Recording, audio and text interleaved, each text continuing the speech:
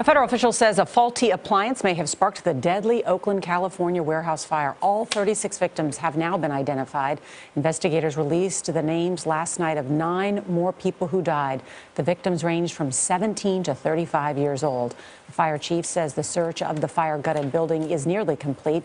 David Begnaud is in Oakland with how years of complaints about the building apparently went unanswered. David, good morning. Nora, good morning. We will get our next update in the next 2 hours.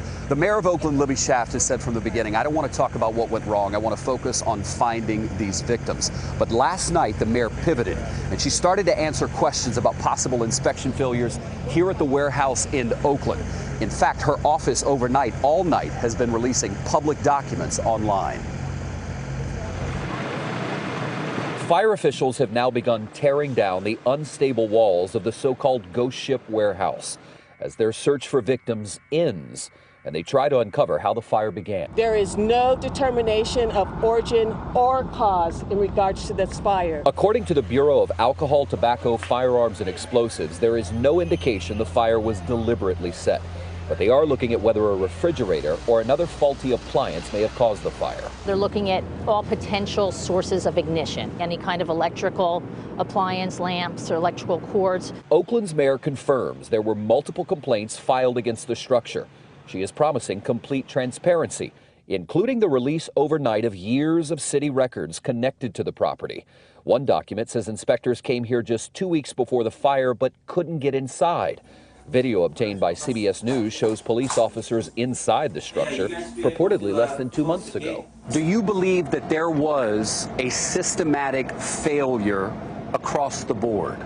I'm not prepared to draw conclusions from the history, but I will remind you that the responsibilities and duties of different city employees vary. Police officers are not trained in zoning laws. We need to make sure that justice is served. The Alameda County District Attorney's Office has launched a criminal investigation. You walked through the building. What was your initial assessment? It was horrifying and heartbreaking. You just felt the sense of the loss of life. Recovery workers told Sergeant J.D. Nelson it was heartbreaking for them as well. There was a man and a woman, and they were in a prone position, and the man was in such a way that it looked like he was shielding her from harm's way. This morning, the mayor is preparing to update the media at around 6 a.m. local time. Gail, when you talk to people in the area, the first thing they tell you is we're angry. We're angry that people had to live inside of a warehouse like this. This was permitted for commercial use. Nobody should have been living there. But people who have lived there say the prices are too expensive in the area, and that is forcing people to live illegally in the warehouses like the one behind me. It is heartbreaking, David. Anger and sadness all at the same time. Thank you so much.